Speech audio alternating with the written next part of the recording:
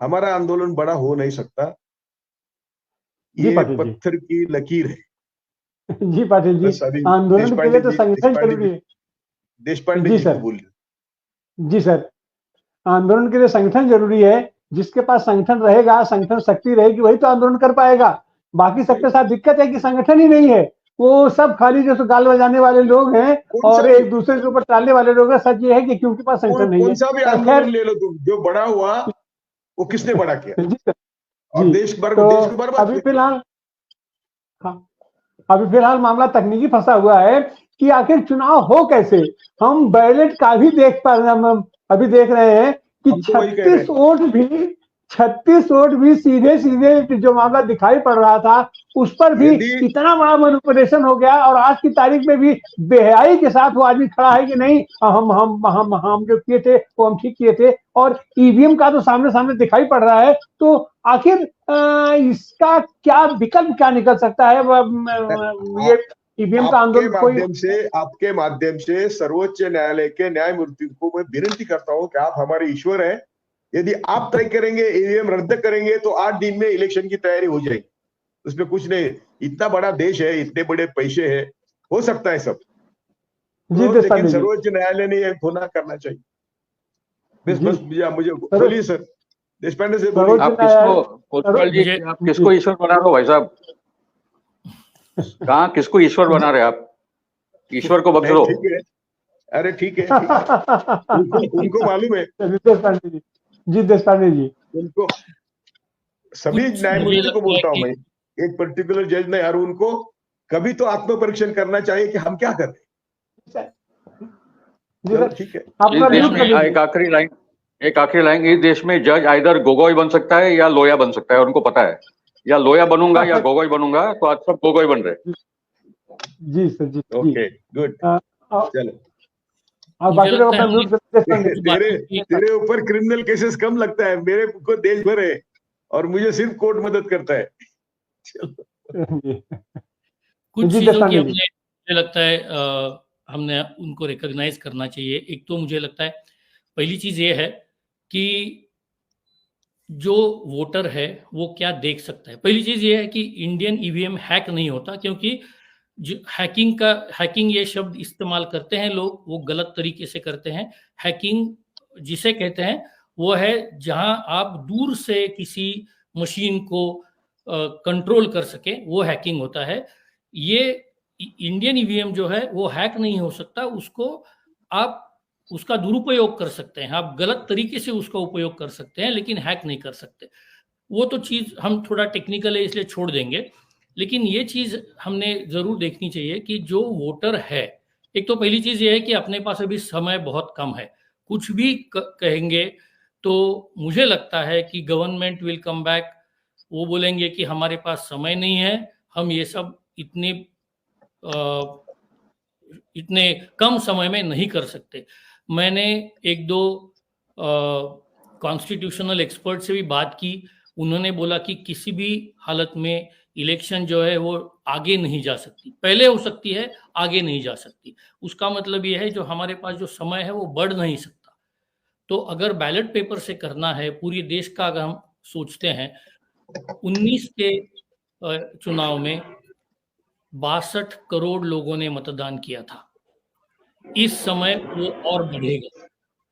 इतनी ballot papers हमें छापनी होगी, इतने बैलेट बॉक्सेस बनाने होंगे, इसकी पूरी तैयारी करनी होगी। और बैलेट का क्या होता है हमने देखा है चंडीगढ़ में। तो बैलेट का हाल सभी जगह वही हो सकता है। लेकिन जहां ईवीएम का सवाल है, अगर हम ये बोलते हैं लोगों को कि आपने जिसको बटन वोट दिया, जिस पे बटन दबाया, वही चिन्ह दिखता है कि नहीं वो देखो, और अगर नहीं दिखता है तो आगे बाहर आके हमें बोलो, हम उसकी गिनती रखेंगे।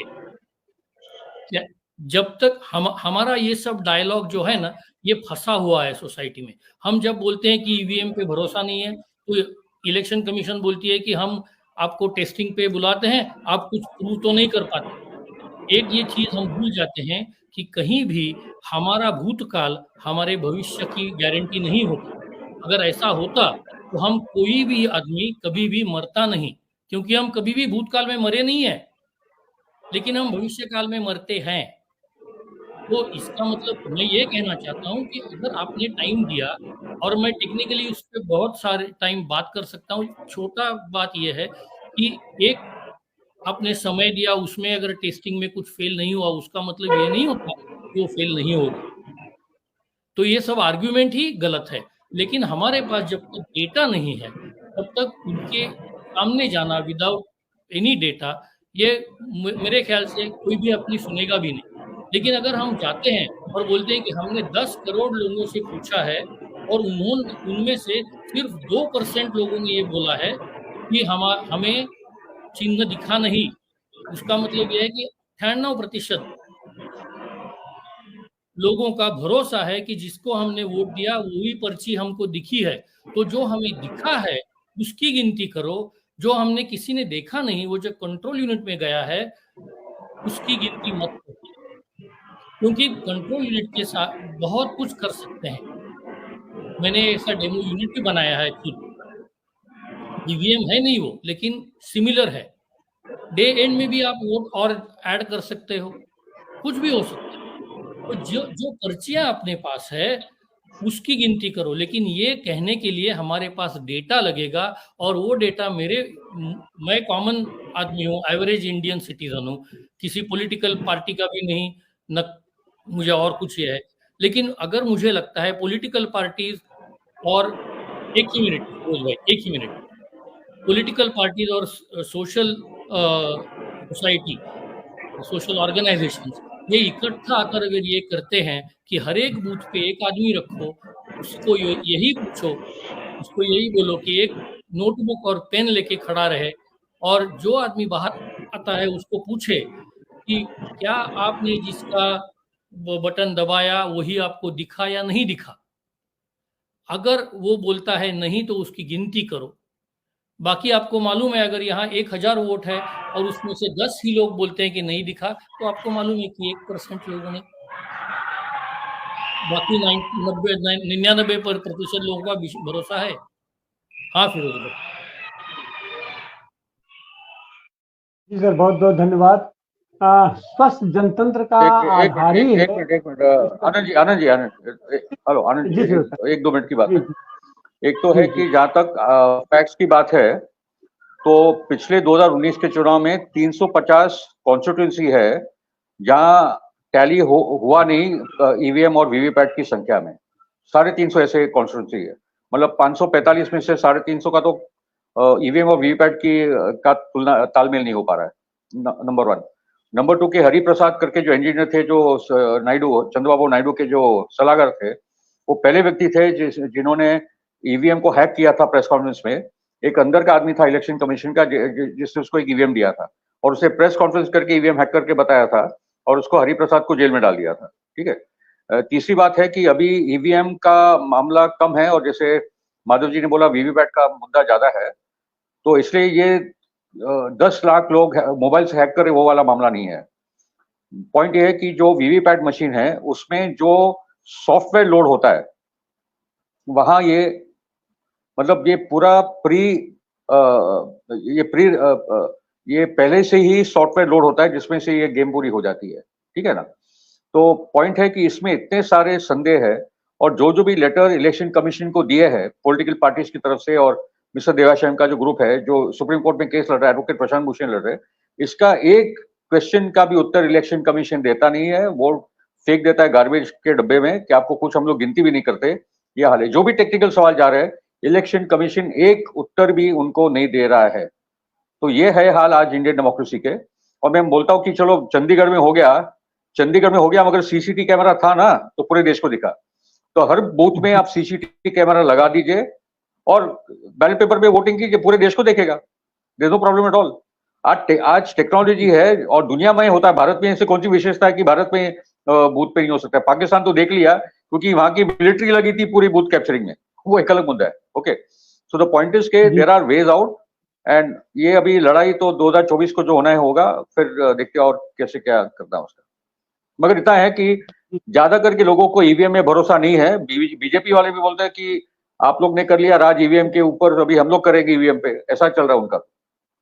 जी सर, लड़ाई ही तो अंतिम रास्ता है और जनतंत्र में आंदोलन ही एक ऐसा रास्ता है जो कि समाज को शुद्ध कर सकता है, परिपक्व कर सकता है। लेकिन जनतंत्र के लिए जो सबसे बड़ी चीज है विश्वसनीयता।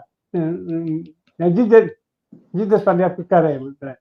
हाँ जी, आपको एक बार बोलता हूँ, अभी जो फिरोज भाई बोले ना, वो जो वीवीपैट का जो प्रोग्राम की बात की, तो ये सब बाजू होना चाहिए, अभी टाइम नहीं है। और वीवीपैट जो प्रोग्राम की गड़बड़ी करता है उसका जो इफेक्ट है वो कंट्रोल यूनिट में आता है, इसलिए कंट्रोल यूनिट को बाजू करना चाहिए, ये हमने समझना चाहिए। वीवीपैट की जो पर्ची है ना, वो हर एक मतदाता को दिखती है, उसके बाद जो वोट जाता है कंट्रोल यूनिट में वो किसी को दिखता नहीं है। इसलिए कंट्रोल यूनिट का जो उपयोग है ना वो बंद कर दो, पर्ची जो देखी है उसको गिनो, ये हमने मांगना चाहिए। ये करना चाहिए, कंट्रोल यूनिट हमको नहीं चाहिए। सही बात है। ईवीएम व्यवस्था को, वोटिंग व्यवस्था को जितनी पारदर्शी बनाया जाए उतना ही बेहतर है। लेकिन हमने देखा कि ये पूरी प्रक्रिया, जैसे महाराष्ट्र का पूरा ये पीरियड निकल गया और सामने दिखाई पड़ रहा है कि उसका क्या असर हुआ और उसका कैसे हुआ।